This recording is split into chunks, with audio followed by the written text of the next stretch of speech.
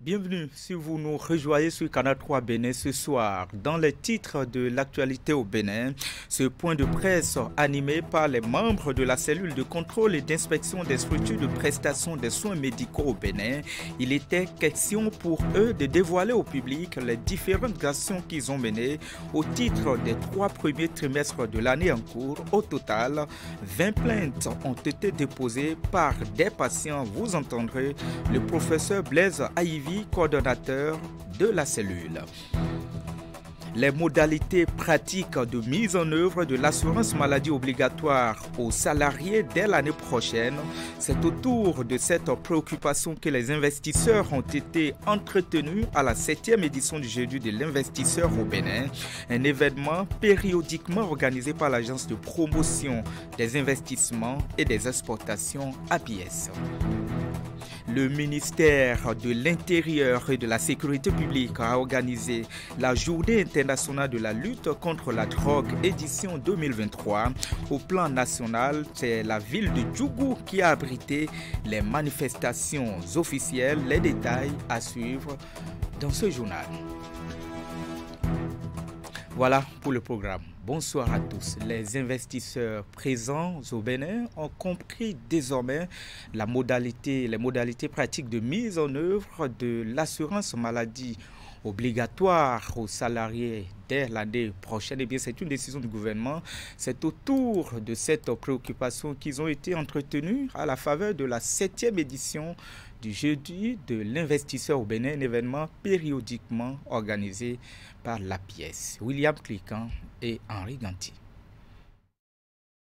Comme à chaque édition, l'initiative Les Jeudis de l'investisseur réunit les hommes d'affaires présents au Bénin autour d'une préoccupation qui leur taraude l'esprit. Ce 7e numéro aborde les modalités pratiques de mise en œuvre de l'assurance maladie obligatoire au profit de tous les salariés à partir de janvier prochain. Une communication du directeur général de l'Agence nationale de protection sociale a permis d'éclairer ses employeurs et de recueillir les points d'ombre de la réforme annoncée. Nous avons voulu, à la demande des entreprises, clarifier un point qui leur paraissait important dans cette période où toutes ces entreprises sont en train d'élaborer leur budget pour 2024. La question que ces entreprises me posent, c'est est-ce que nous devons intégrer la mise en œuvre effective de l'assurance maladie obligatoire dans le cadre en fait, de notre budget 2024. Et donc, il m'a paru intéressant de demander au ministère des Affaires sociales et de la microfinance et à l'Agence nationale de protection sociale qui va gérer le dispositif de l'assurance maladie obligatoire de venir présenter à l'écosystème des investisseurs de notre pays, à l'écosystème du secteur privé, de venir leur présenter les modalités pratiques de mise en œuvre de cette disposition. Ce creuset de dialogue public-privé est aussi un espace de présentation des projets innovants d'investissement en cours ou envisagés au Bénin. 3 entreprises implantées dans la zone économique spéciale de Glodjibé ont décliné leurs offres à cette soirée. Provende Bénin, spécialisée en production d'aliments de qualité pour animaux, et 2 autres. Nous sommes dans le secteur cosmétique. Nous produirons tout type de produits cosmétiques.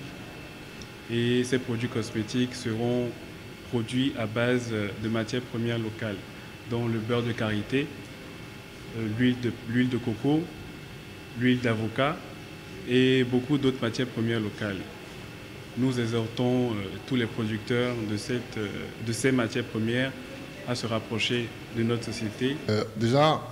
Aujourd'hui, il y a 2 moulins sur la place. Et on a vu qu'avec certaines projections, que les 2 moulins ne permettraient pas à la population d'avoir assez de farine. Donc on a vu qu'il y avait un marché, un potentiel. Donc c'est sur cette base-là qu'on a voulu s'installer. Deuxièmement, on va mélanger notre farine. C'est-à-dire qu'il y a possibilité de mélanger notre farine avec des produits locaux. C'est la farine de manioc, la farine de soja ou peu importe. On peut la mélanger, pas en totalité, mais en partie, pour pouvoir proposer d'autres farines sur le sol béninois. À un futur rendez-vous des Jeudis de l'investisseur, la pièce promet revenir sur les points non clarifiés à propos de l'assurance maladie pour parfaire le dispositif complet. Dans quelques jours, la ville de Cotonou, capitale économique, aura l'honneur d'abriter le 43e congrès de l'Association internationale des maires francophones à moins de 2 semaines du démarrage de cet événement d'envergure internationale. Les organisateurs ont fait un point de presse, c'était hier vendredi, un point de presse qui annonce ainsi les couleurs de cet événement sur la coopération décentralisée. Voici le point. Du 11 au 15 octobre prochain, la ville de Cotonou sera le théâtre des réflexions et résolutions très importantes de l'Association internationale des mairies francophones.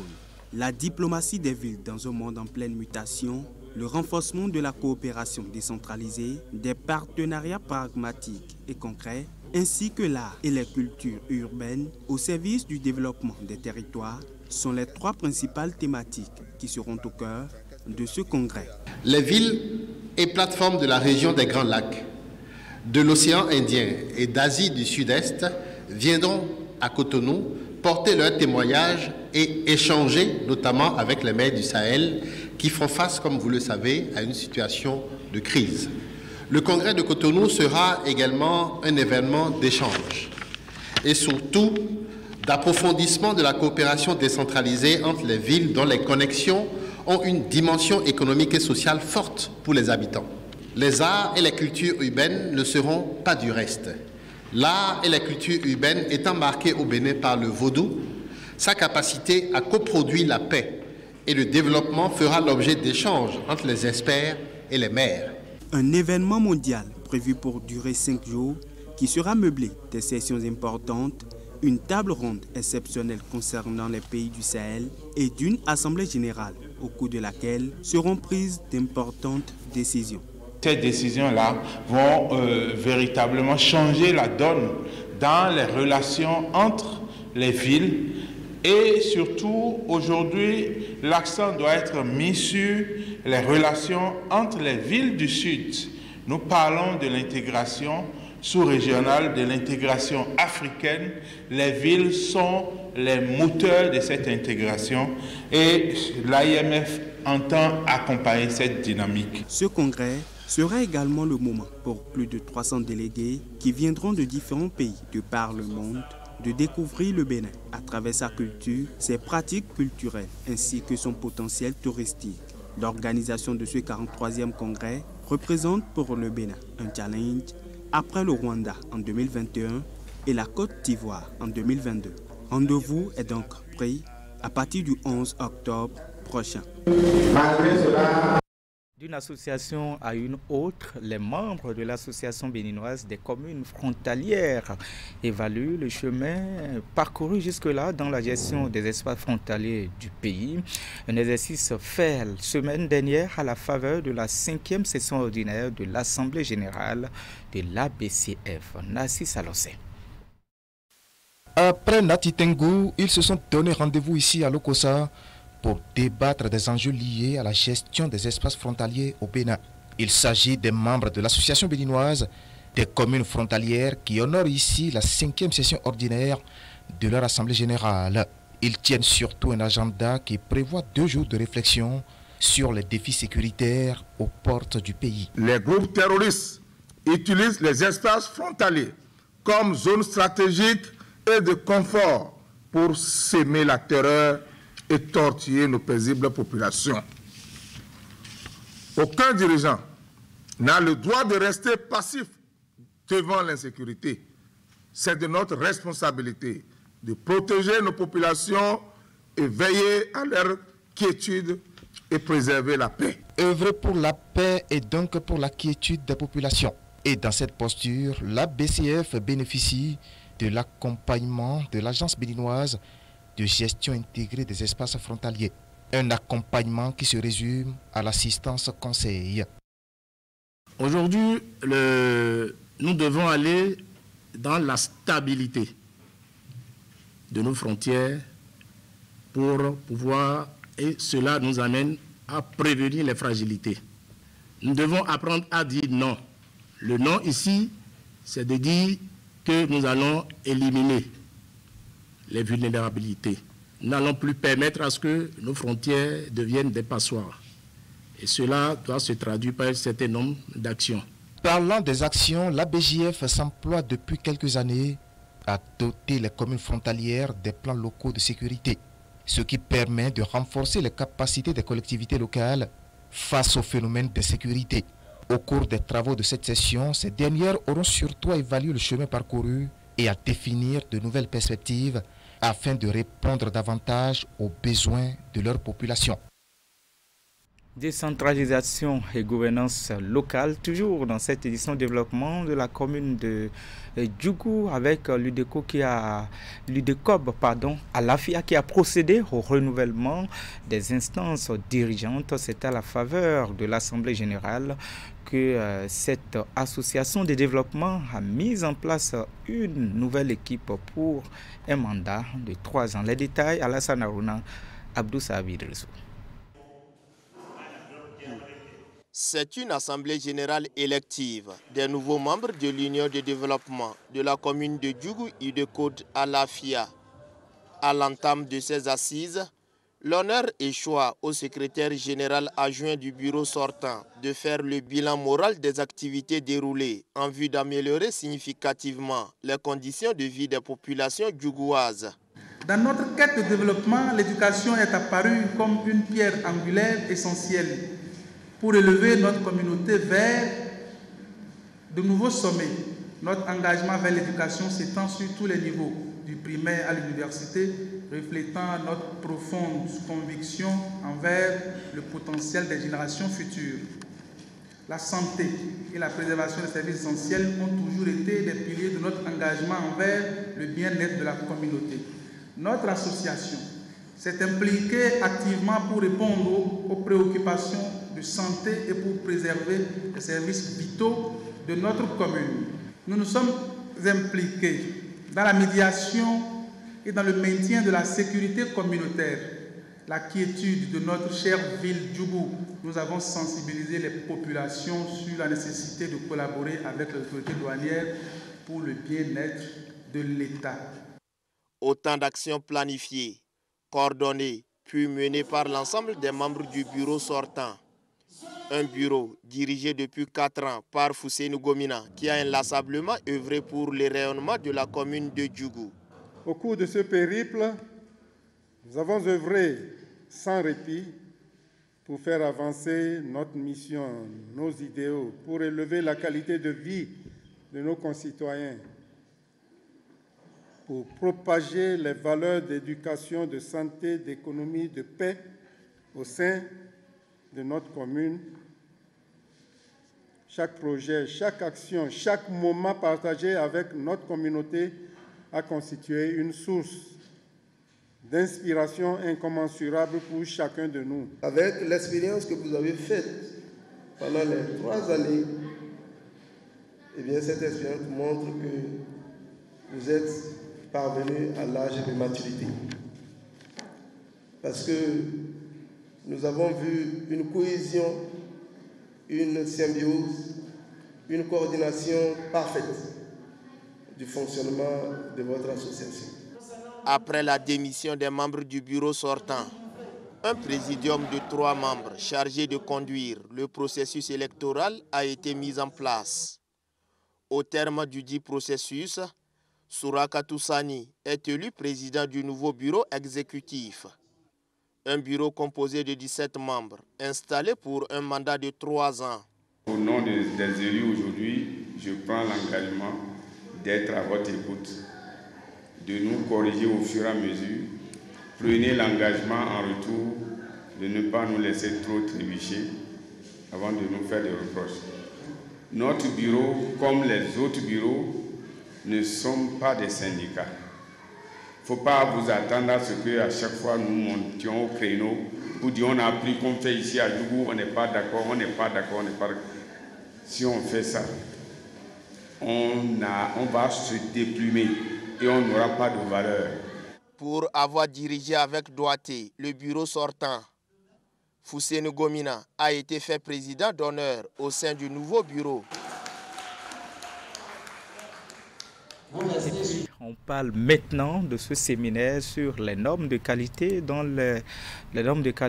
la sidérurgie, initiative de la Société industrielle de l'acier au Bénin, qui a réuni les acteurs du premier plan du secteur de la fabrication et de la commercialisation de l'acier d'ici et d'ailleurs. Voici le point. En Conseil des ministres, le mardi 26 septembre 2023, le gouvernement du président Patrice Talon a décidé de la prise en compte des postulants remplissant. La Société industrielle d'acier du Bénin organise un séminaire sur les normes de qualité dans la sidérurgie comme enjeu stratégique. Y prennent part les acteurs du secteur de l'acier venus de plusieurs pays ouest africains. Cette occasion a été saisie par son directeur général pour présenter les résultats de la société après 25 ans d'existence au Bénin. Nous sommes passés d'une superficie d'usine de 1500 m² à presque 25 000 m².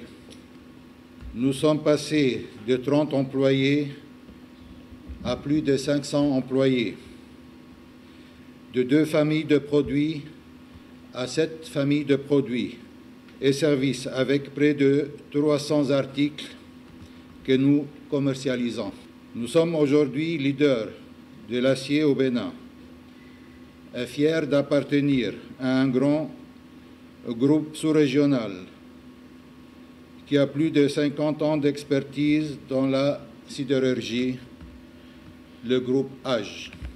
Cette cérémonie de lancement sera marquée par une double présentation, celle de la SIAB et de la société ArcelorMittal, un géant de l'acier à l'échelle internationale, partenaire numéro 1 de la SIAB. Dérivés d'acier de qualité pour des constructions solides et durables. Nos valeurs, ce sont l'engagement. Mais entre 2000 et 2020, en seulement 20 ans, on a produit 1 milliard en plus de ce chiffre. Pour l'autorité de tutelle, les objectifs assignés aux Sénacois sont divers. Aujourd'hui, le séminaire des normes de la qualité en sidérurgie met la lumière sur l'importance des normes de qualité dans la production et l'exploitation de produits en général, dérivés d'acier en particulier. Le séminaire qui commence aujourd'hui vise à sensibiliser les acteurs clés du domaine de la sidérurgie à une meilleure appropriation de la qualité. Et à travers ce séminaire, les organisateurs voudraient montrer le rôle et l'importance de la participation des industriels à la construction de l'infrastructure nationale qualité. Le séminaire, qui a connu la présence de plusieurs élus locaux, a été meublé de panels sur des sujets relatifs aux matériaux de construction, aux industries sidérurgiques et aux dispositions environnementales. Être un acteur incontournable de la construction du Bénin et de la sous-région, telle est la vision de la Société industrielle d'acier du Bénin. Et au poète de dire que le salut et le réconfort sont au bout. Autre volet de l'actualité au Bénin, l'Union des professionnels des médias du Bénin a tenu une conférence de presse hier à la Maison des médias de Cotonou. Cette conférence de presse vise à amener les acteurs des médias à se joindre à la cause de l'Union et surtout à œuvrer pour le maintien de la mission de l'Union. Il a été aussi question ou annoncé le lancement d'une campagne dénommée « Je participe à la vie de l'Union ». Regardez. La presse béninoise est à la croisée des chemins. Elle est presque à l'agonie quand on tient compte des difficultés qui sont les siennes et particulièrement de ses acteurs. Les réformes politiques annoncées pour la création d'un environnement favorable d'exercice des métiers de la presse et l'épanouissement des professionnels du secteur peinent à se concrétiser. Nous gardons le ferme espoir de voir les lignes bouger et nous œuvrons chaque jour pour cette noble cause. En attendant qu'on y arrive, nous sommes appelés à nous prendre en charge et à œuvrer pour notre survie. C'est pourquoi l'Union des professionnels des médias du Bénin appelle tous les acteurs des médias, toutes catégories confondues, à se mobiliser et à jouer pleinement leur partition dans la vie de leur organisation. Et l'un des axes forts à poser en vue d'un meilleur rayonnement de notre union pour la réalisation de nos objectifs communs et le soutien aux activités que nous menons est de se mettre à jour de ces cotisations. En vous acquittant de votre cotisation, vous renforcez votre rôle en tant que membre actif et valorisez votre participation au sein de notre communauté. Nous encourageons tous les professionnels des médias qui ne sont pas encore membres de notre organisation fertière à y adhérer. À partir de la semaine prochaine et durant la première quinzaine du mois d'octobre, le Bureau exécutif national de l'Union des professionnels des médias du Bénin va sillonner différentes rédactions un peu partout sur le territoire national à la rencontre des acteurs des médias pour les mobiliser davantage à la cause de notre union. Des séances d'échange et causeries débats en présentiel et par visioconférence sont également prévues au programme de cette campagne dénommée « Je participe à la vie de l'Union ». Ensemble, nous sommes plus forts et nous pouvons réaliser de grandes choses. Notre association a besoin de nous pour continuer à répondre efficacement à nos attentes. Nous comptons sur votre engagement et détermination. Les membres de la cellule de contrôle et d'inspection des structures de prestation des soins médicaux ont animé aussi un point de presse. Il était question pour eux de dévoiler au public les différentes actions qu'ils ont menées au titre des 3 premiers trimestres de l'année. En cours, l'investigation de 20 plaintes, de les contrôles médico-techniques des structures de santé, mais aussi surtout le contrôle de la sécurité des patients. On écoute ici et maintenant les coordonnateurs de la cellule de contrôle. Qu'avons-nous fait au cours des 3 premiers trimestres de 2023? Par rapport aux investigations des plaintes, les objets des plaintes étaient essentiellement des accusations de soins et de comportement des agents de santé qui auraient mis en danger la vie des bénéficiaires ou qui ont conduit au décès de certains patients. Des dysfonctionnements qui retentissent sur la qualité et la sécurité des soins, l'exercice illégal de la médecine, l'ouverture des cabinets de soins ou des cliniques médicales non autorisées, des difficultés de collaboration au sein de l'équipe de santé. Les déviances ont été confirmées dans 18 cas sur les 20 plaintes que nous avons investiguées. Les actions proposées vont de l'avertissement avec ou sans inscription au dossier et la traduction devant le Conseil de discipline de l'Ordre national des médecins à la fermeture de certains établissements de soins en passant par la correction des écarts observés et la poursuite judiciaire. En ce qui concerne le contrôle des structures de santé, nous voulons mettre l'accent sur les cabinets de soins illégaux et depuis le 1er janvier 2023, nous en avons dépisté 14 qui ont été tous fermés. Cette pratique illégale de la médecine par des non-professionnels de santé continue de défier dans notre pays. C'est le cas de l'ONG TASLI, c'est également à Lokossa et c'est également le cas de l'ONG Shanghai à Porto-Novo. Lors des contrôles dans les structures de santé par les délégations départementales, des écarts par rapport aux normes sanitaires ont été mis en évidence. Quant à la sécurité des soins, nous avons constaté lors de nos investigations que la sécurité des patients était négligée parce que les responsables de soins n'ont pas mis en place une organisation adéquate pour limiter les risques de leur prescription et de la délivrance des soins. Nous avons contrôlé les services de réanimation, d'accueil des urgences médico-chirurgicales, de gynécologie obstétrique et de soins aux nouveau-nés tenus par des pédiatres dans la ville de Cotonou. Et si sur 17 services d'accueil des urgences médico-chirurgicales, seuls 2 sont ont une bonne performance.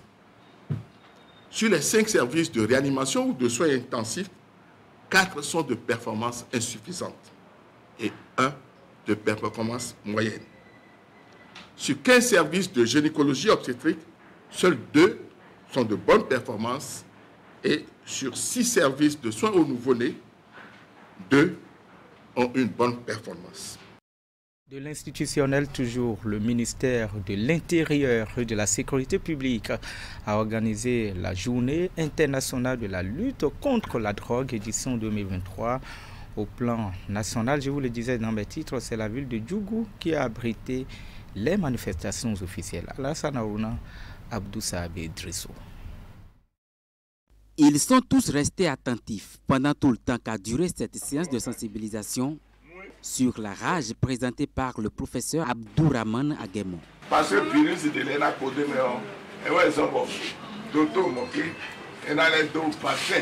En langue nationale fongbé, le président de l'association béninoise de lutte contre la rage a expliqué à ses petits-enfants les précautions à prendre en cas de morsure des animaux de compagnie. Alors il faut que les enfants effectivement sachent que quand un animal quitte un comportement pour un autre, ça peut être dangereux pour eux. Dangereux en ce sens qu'on ne sait pas ce qu'il a, ce chien-là. Et si jamais les enfants s'en approchaient et qu'ils, les animaux de compagnie les mordaient, ça peut être une contamination à une survenue de la rage. Quand vous dites aux adultes, ils ne vous écoutent pas réellement et après ils oublient. Et quand l'accident arrive, ils n'ont pas le comportement qu'il faut. Alors que quand vous sensibilisez un enfant, chaque enfant répète plusieurs fois à la maison et vous êtes sûr que votre information sera diffusée. Pour se mettre à l'abri de la rage humaine, il faut nécessairement vacciner les animaux de compagnie. C'est ce qu'a compris le Rotary Club de Cotonou-le Nautile du district 9102 en initiant cette campagne de vaccination gratuite des chiens et des chats de maison. Ceci avec l'appui de son partenaire, l'association béninoise de lutte contre la rage. Moi-même, je le faisais en temps. Je le faisais l'année passée, je n'ai pas pu honorer cela. Donc, comme j'ai vu que ceci est une occasion en or que je dois profiter. Donc, c'est à cause de ça que je suis venu. Tu as un chien dans la maison, si tu ne vaccines pas ton chien, si ton chien a été agressé quelqu'un, par exemple, ce n'est même pas bon pour toi. Si tu ne montres pas ce qui montre que je suis en train de vacciner mon chien et autres là, si tu ne montres pas, c'est le prison. L'association béninoise de lutte contre la rage repart d'ici toute satisfaite. Pour cause, elle dispose désormais d'outils pour la conservation des surhommes et vaccins anti-rage grâce au Rotary Club de Cotonou-le Nautile. Pour ne pas se retrouver en période de rupture et de commencer à chercher des sérums et des vaccins et donc perdre du temps et ne pas pouvoir suivre les règles du protocole, il faut avoir une banque de sérums et de vaccins. C'est ce qu'a prévu l'association béninoise de lutte contre la rage. Or, les sérums et les vaccins ne se conservent pas à température ambiante, ça se conserve à température réfrigérée. C'est l'objet de ce réfrigérateur. L'initiative du Rotary Club de Cotonou-le Nautile, en partenariat avec l'association béninoise de lutte contre la rage, est louable, soulignent les propriétaires d'animaux de compagnie qui la veulent pérenne.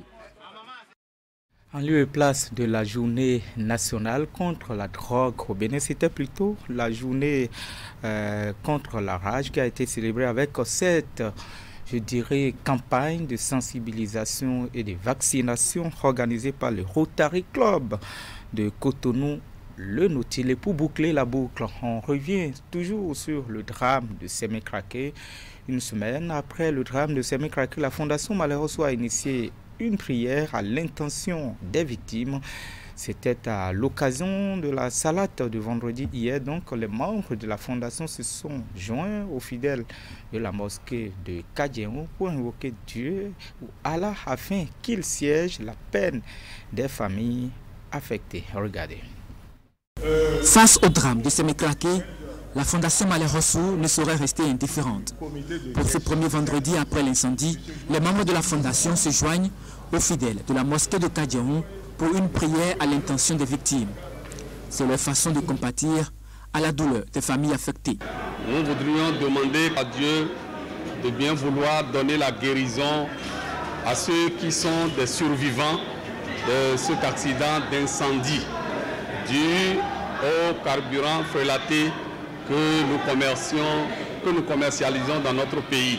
À la suite des 2 unités de la prière traditionnelle, l'imam de la mosquée a imploré la clémence d'Allah. Selon lui, le drame de ces Mekrake reste un événement malheureux qui n'est autre que la volonté de Dieu. C'est un signe de la colère de Dieu. Et nous allons demander à Dieu de nous pardonner, de pardonner toutes nos fautes, de pardonner toutes nos erreurs, pour que cela n'arrive plus jamais. La délégation de la Fondation Malais Hossou s'est ensuite rendue au Centre national hospitalier Ubemaga de Cotonou, où les blessés sont pris en charge. Sur place, ils ont prié pour leur rétablissement. Nous prions beaucoup pour que ceux qui sont encore dans ces activités puissent se surveiller davantage et prendre toutes les dispositions nécessaires de sécurité pour ne pas se laisser aller à cette fatalité-là. C'est assez risquant, mais on dit qu'il ne risque rien, ne gagne rien. Mais quand le risque est plus grand que ce qu'on doit gagner, je crois qu'on peut s'en défaire, on peut se soustraire de cela. Nous prions pour que notre État se maintienne en position de pouvoir toujours intervenir dans des cas assez sérieux, comme ce que nous venons de vivre à Semeklodi, afin que la vie soit redonnée à tout un chacun et que les parents soient beaucoup plus consolés. L'exercice est systématique à la Fondation Malais Hossou chaque fois que besoin se peut. Et c'est un geste que le président de la Fondation, Yacoubou Malais Hossou, conduit lui-même. C'est la fin de ce journal préparé par l'ensemble de votre équipe rédactionnelle. Merci de votre fidélité. À demain, 19h30. Bonsoir chez vous.